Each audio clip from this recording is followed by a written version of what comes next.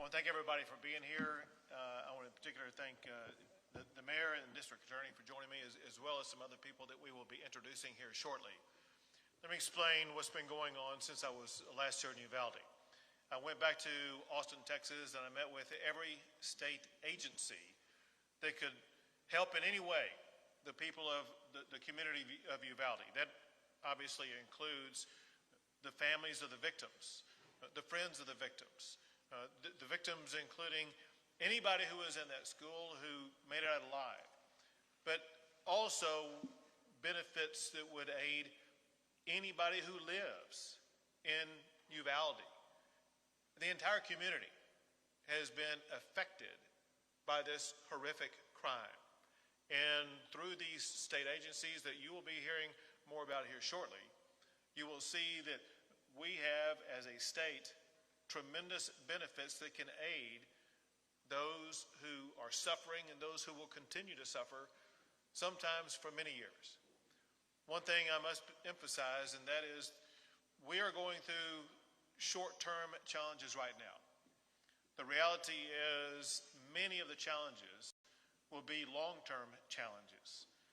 Texas stands with Uvalde for the long term in helping every single person in this community be able to piece their lives back together, to heal as much as they possibly can. We will be here as long as it takes. Among other things, and I know that there have already been some offerings to ensure that cost of funerals will be taken care of. During the course of the meeting, there was an anonymous donor who attended the meeting and provided $175,000 to ensure that every cost of every family concerning anything about the funeral services is going to be taken care of. We appreciate that anonymous donor for his generosity, and we will ensure that those resources get into the right hands to make sure that no family who is suffering from incalculable heartbreak at this time will have to worry about a single cost with regard to anything concerning this travesty. Now, in addition to that, there are all kinds of needs as well as all kinds of services. One of the needs is need for mental health care. And we have an abundance of mental health care services that we are going to be able to provide. That includes state and private providers that will be providing mental health assistance to anyone in the community who needs it. And when I say anyone, that means the totality of anybody who lives in this community. We believe that you would benefit from mental health care services. Those mental health care services are free. We just want you to ask for them. The way that you can ask for them, whether it be today, tomorrow, next month, or next year, is this number: 888-690-0799. Mental health care can be reached by calling 888-690-0799. That helpline will be answered 24 hours a day, 7 days a week, whenever you need it. In addition to that, I am announcing the establishment of the One Star Foundation Fund to assist with ongoing challenges that would be faced by the victims of this crime. To put this into perspective, to help you understand how this works, we opened up a fund like this in the aftermath of Hurricane Harvey to assist all of the thousands of victims of Hurricane Harvey and received millions of dollars in support that went to those who faced challenges because of Hurricane Harvey. The exact same thing applies here. Right here is the address. It's onestarfoundation.org. onestarfoundation.org. To be more precise, if you go to onestarfoundation.org/Uvalde, you make a contribution at that site that is already a pre-registered 501c3 organization, provide a donation to that site. There is no overhead cost. 100% of the money that you donate is going to be going directly to victims of this horrible crime to help them with their lives. One of the pre-designated donation sites that it would be going to is the Robb School Memorial Fund. So again, the onestarfoundation.org.uvalde. Well, you can do your part to help out the people in this community that are suffering in incalculable ways. In addition to that, we have set up a central headquarters for Victim Assistance Services at the Family Assistance Center located at the Uvalde County Fairplex. As we'll discuss probably here momentarily, there may be a relocation of that site, and we will keep everybody fully informed about where the relocation site will be. Every family impacted by the shooting has been assigned an advocate to help them with their needs. Among other things, there will be airfare, for example, whether it be through American Airlines, United Airlines, or JetBlue Airlines, that will provide victims' families with flights free of charge so that they can get here and be with their family members. The Family Assistance Center will cover the travel and lodging costs of families who have lost loved ones. Healthcare costs of families impacted by this tragedy will also be covered by Texas insurance companies and donations from private citizens.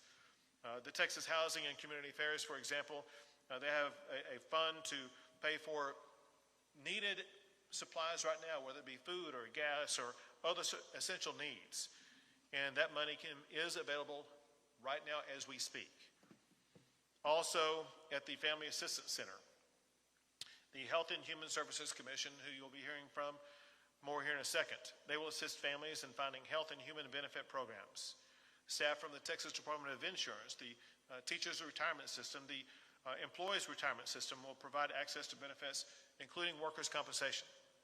Staff from the Texas Workforce Commission are available to get families child care and unemployment benefits. And state staff are available to provide assistance to business owners impacted by this tragedy.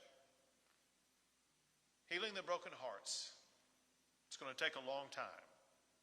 But through the generosity of our fellow Texans and the good works of neighbors helping neighbors, we can begin to stitch back together the fabric of Uvalde. Helping us to do that is the leader of Uvalde himself, and that is the mayor of Uvalde, who I would like to ask to speak at this time. Governor, I'd like to thank you for bringing all these state agencies here and the services you've offered our community, our citizens, because these families are going to need this help, not just today, but in the long term, as you mentioned.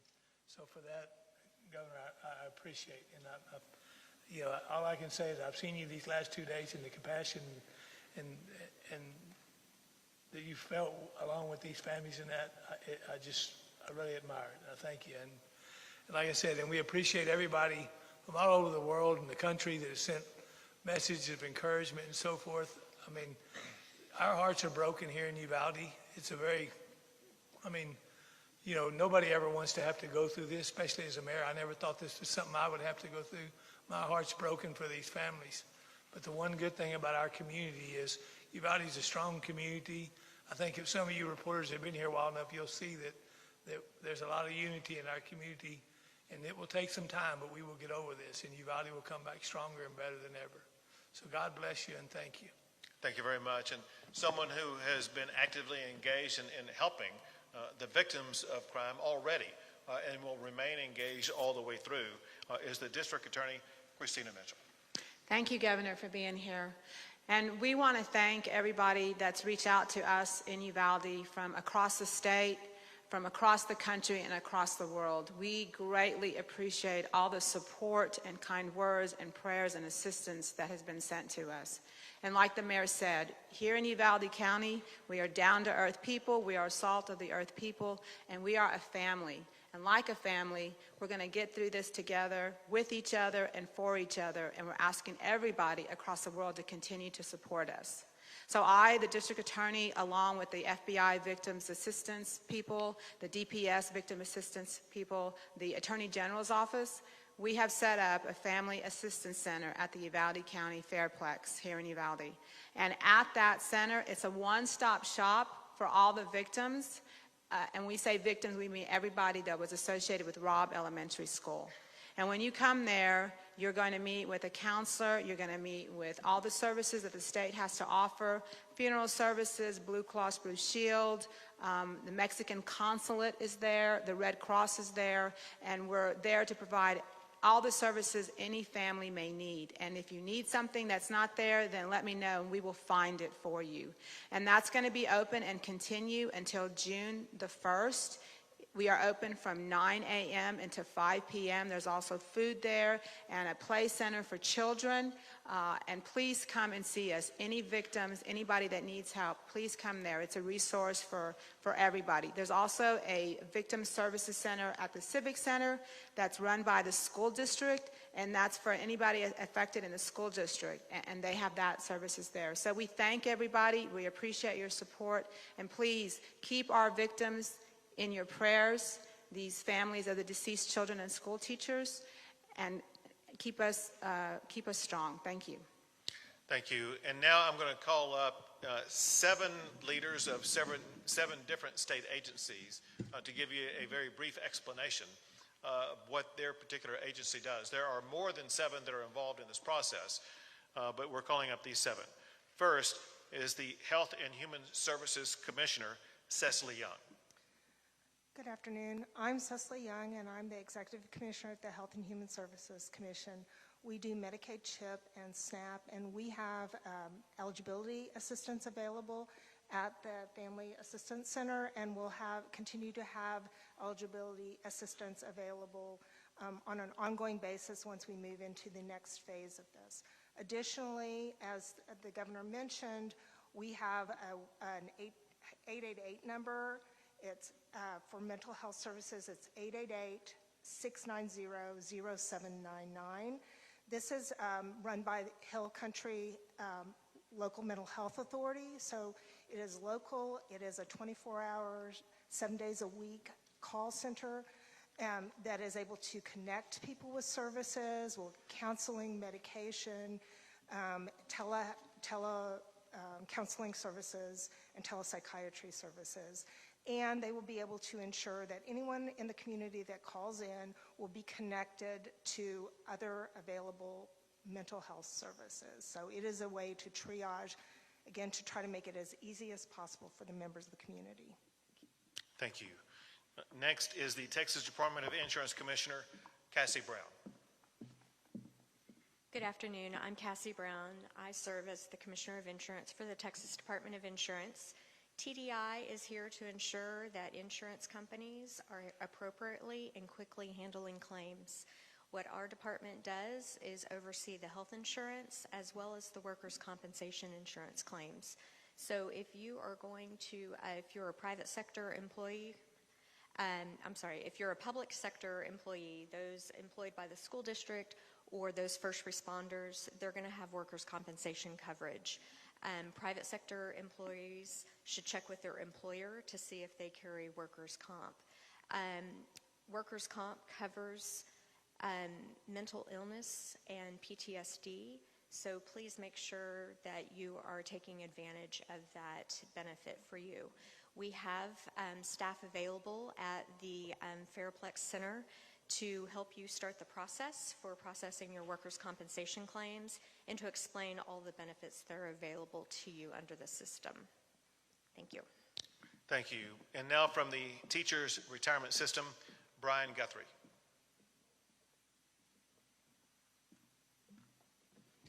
Thank you. Good afternoon. My name is Brian Guthrie. I'm the Executive Director of the Teacher Retirement System of Texas. We are here today to not only help the families of the 2 teachers who tragically lost their lives and provide them the benefits that they are due, but also to help all the employees of not only this school district, but all the surrounding school districts to make sure that they have access to mental health and behavioral health services. We also recognize that not all the employees of these districts are members of our system and are for our healthcare program, but we want to thank our partners, Blue Cross Blue Shield and Teladoc, for extending those benefits to everyone who's employed in this district or any of the surrounding districts. Thank you. Thank you. And now for the Texas Employees Retirement System, Porter Wilson.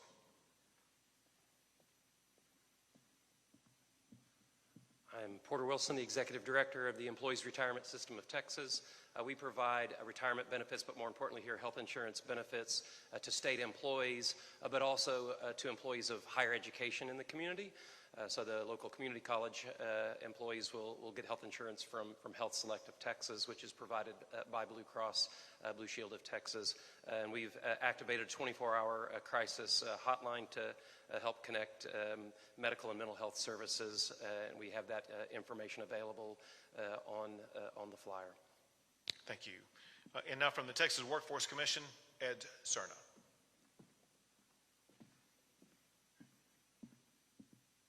My name is Ed Cerna. I'm the Executive Director of the Texas Workforce Commission. The Workforce Commission has a local presence on Main Street in our local Workforce Development Office, and through that office we'll provide child care services for not only the families of the victims, but also anyone who is associated in the school or first responders. We'll also look to protect any TANF or SNAP benefits that an individual is receiving, so that they don't lose those benefits because they're unable to work or to continue their training. We'll also assist with anyone needing priority concerning unemployment insurance or businesses that need assistance during this time. We're available locally, so please, and we're also out at the Assistance Center as well. Thank you, Governor. Thank you. And now the head of the TDHCA.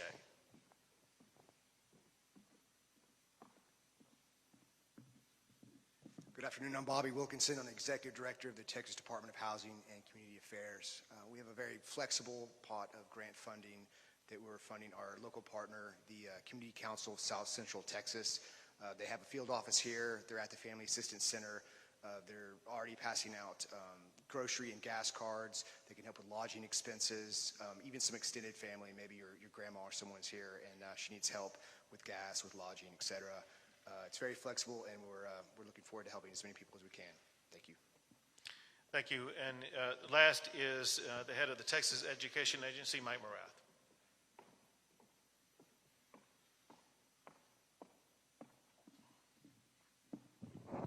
Thank you. TEA has been working in close coordination with the school system. I want to say thank you publicly to Hal Harrell for your leadership and for the work that all of our educators have done. The agency provides support directly in the form of grant funds. We have offered supplemental counseling services. Those counseling services have been provided really around the clock and since this began, and will continue to provide support as the school district prepares its responses for both summer and this fall. Thank you. So once again, whether it be the services you heard about, or there are many more that we talked about earlier, providing briefing to local officials. The state of Texas has robust resources to ensure that these families who have been devastated by this horrific crime, as well as the entire community, we will be able to help them with any and all of their needs. I cannot overemphasize enough that everybody, students, teachers, law enforcement, everybody in this community, please avail yourself of absolutely free mental health care. It'll pay off in the long run. With that, I'll be happy to take a few questions.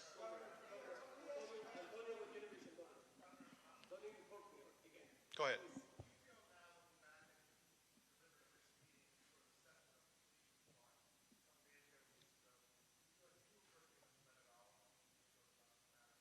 Sure. So,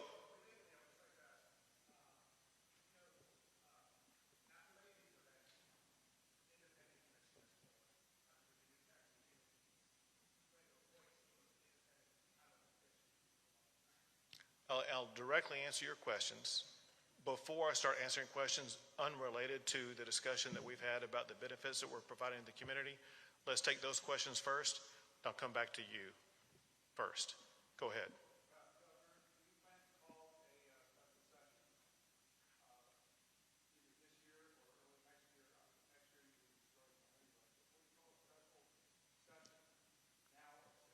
I'll put you second in the queue.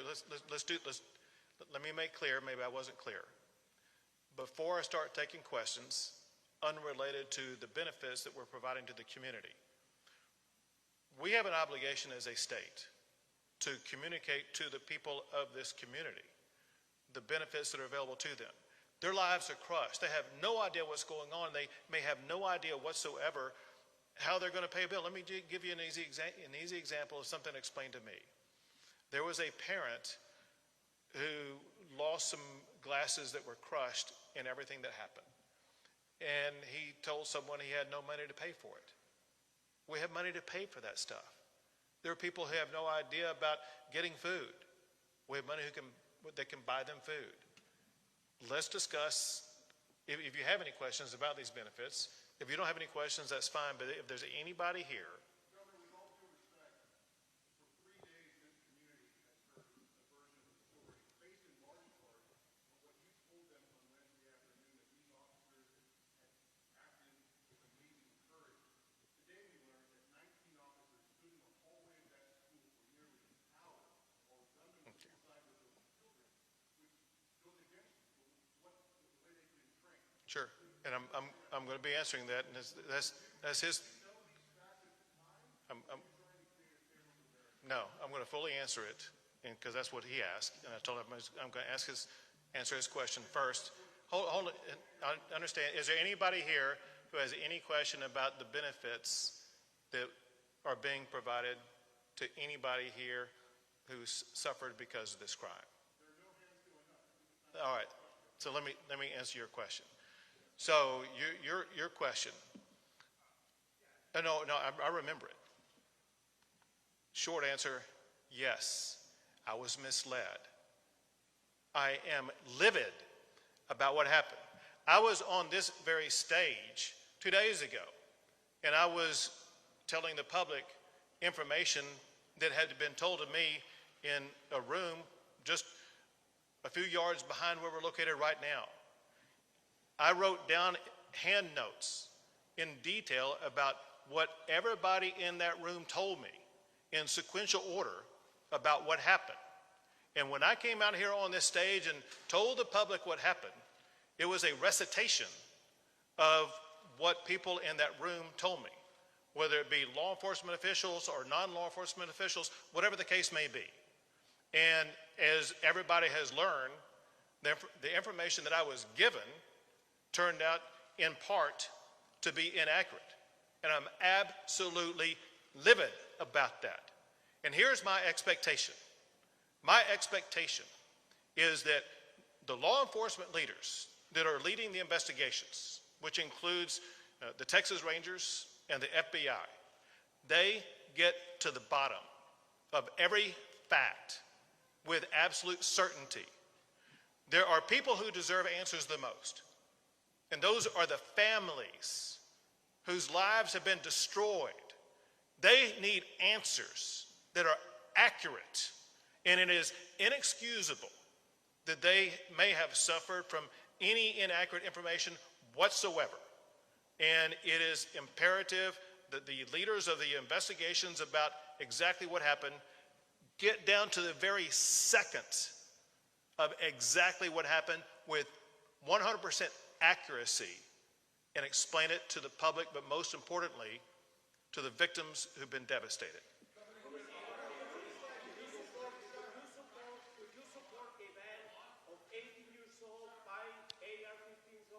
He had a backup question, and I'm coming to you next.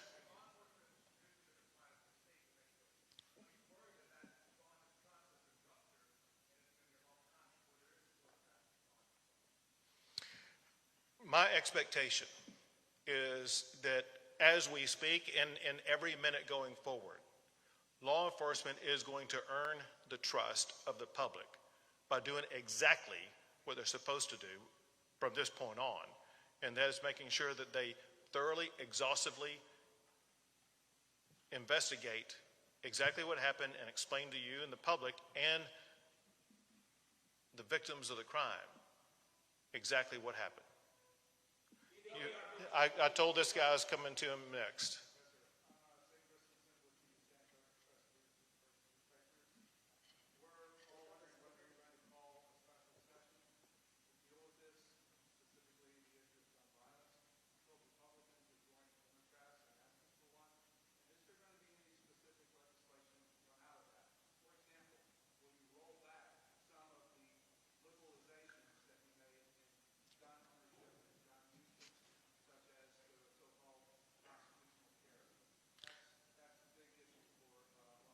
Sure. Well, let me answer your second question first, and then I'll answer your first question. So in your second question, you talked about the rollback of any of the legislation that I signed this past session. Let's be clear about one thing. None of the laws that I signed this past session had any intersection with this crime at all. No law that I signed allowed him to get a gun, the gun that he did get.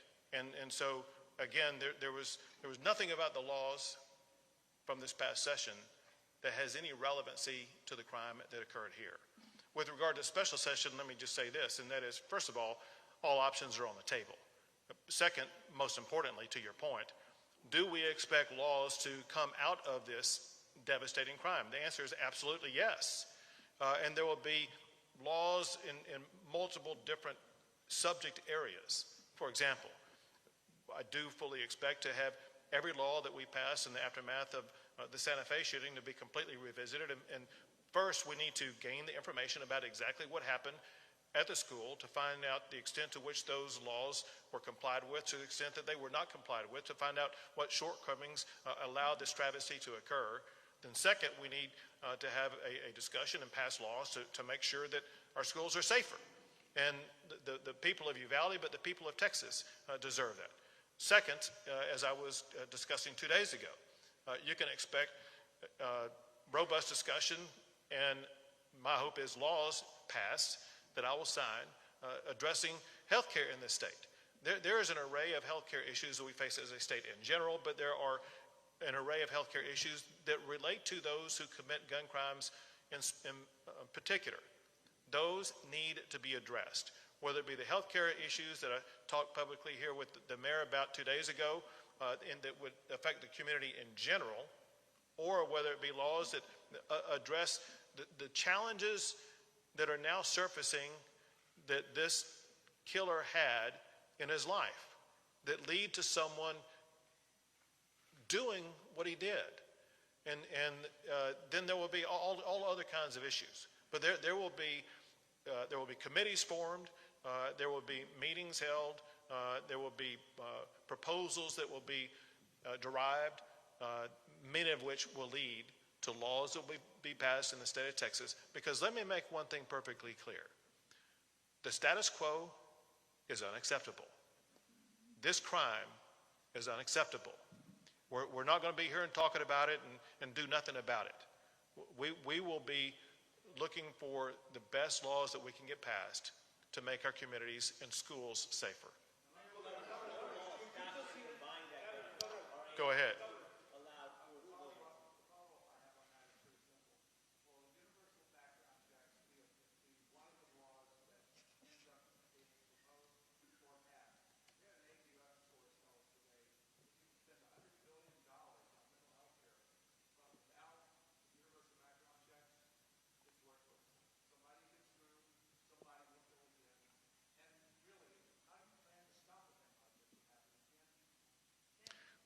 Let's be clear about a couple of things that show that these background checks, if everyone wants to seize upon a particular strategy and just assume, well, that's the golden strategy right there. Look at what happened in the Santa Fe shooting. A background check had no relevancy whatsoever because the killer took the gun from his parent.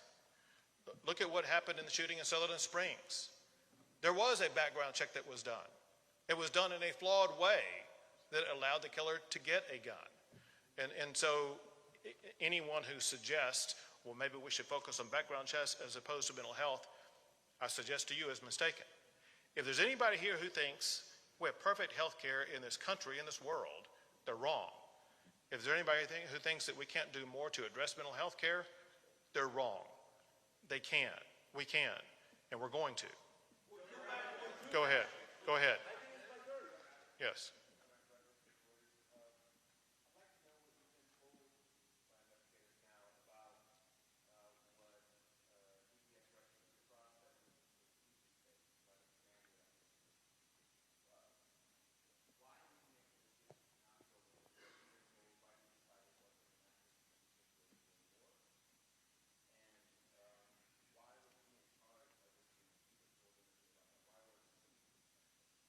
What I've been told about that is several things. One is that this is an ongoing investigation and that there have been obviously new facts and information surfaced, revealed as a result of that investigation that are different today than they were 2 days ago. Second, there will be ongoing investigations that detail exactly who knew what when, who was in charge of what strategy, why was that particular strategy employed, why were other strategies not employed. Bottom line would be, why did they not choose the strategy that would have been best to get in there and to eliminate the killer and to rescue the children? I can't hear you. I can't hear you. Would you consider a banning of Go ahead. 18 years old buying AR-15? Governor, please, would you consider? Yes, this is me, Antonio, from Univision. Thank you. Antonio, how you doing, man? I'm doing great. Good. Just listen, in a very respectful way, Governor, would you consider, this is a kid, 18 years old, would you consider at least a ban on 18 years old being able to buy an AR-15? That's what I'm asking.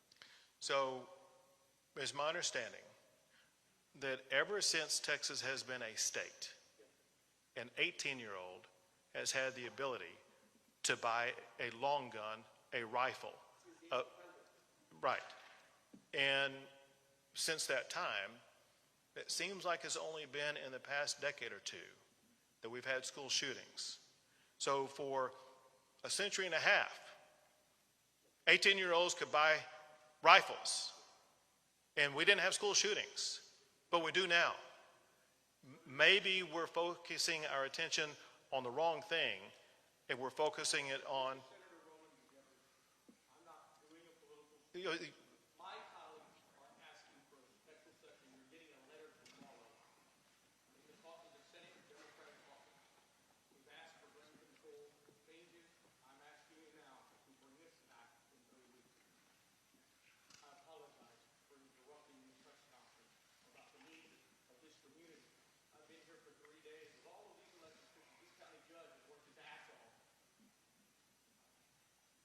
Mayor, this council people, I don't know how to express the law to families without talk to. And I know you have to do something. Those colleagues are telling me, calling me, telling me 18 should have accountability.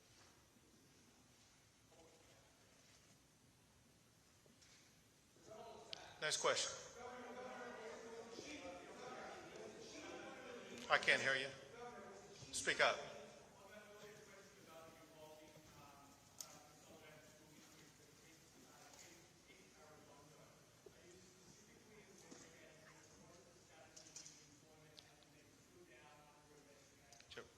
Can I was unable to hear the first part of your question. Would you restate it?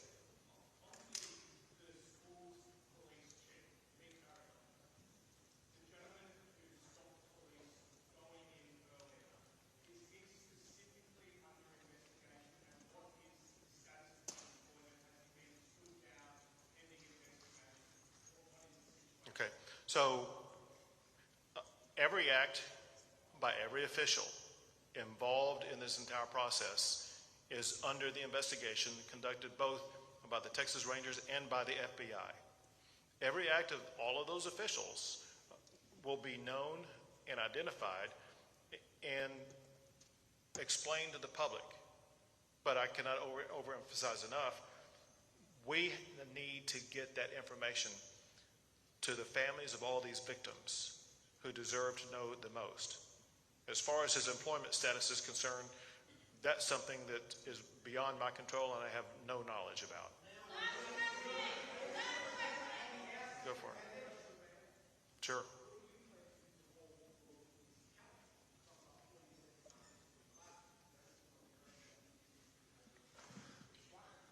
You know, as the governor said, I'm not in law enforcement. I have not.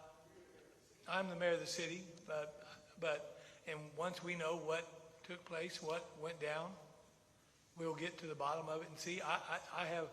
I've been just as confused as you are, because as the governor was, I got the same information that the governor got until yesterday afternoon, I was blown away, and again this morning, other information. So I don't have an answer for you yet, but I can tell you if we need to make changes in that, we will.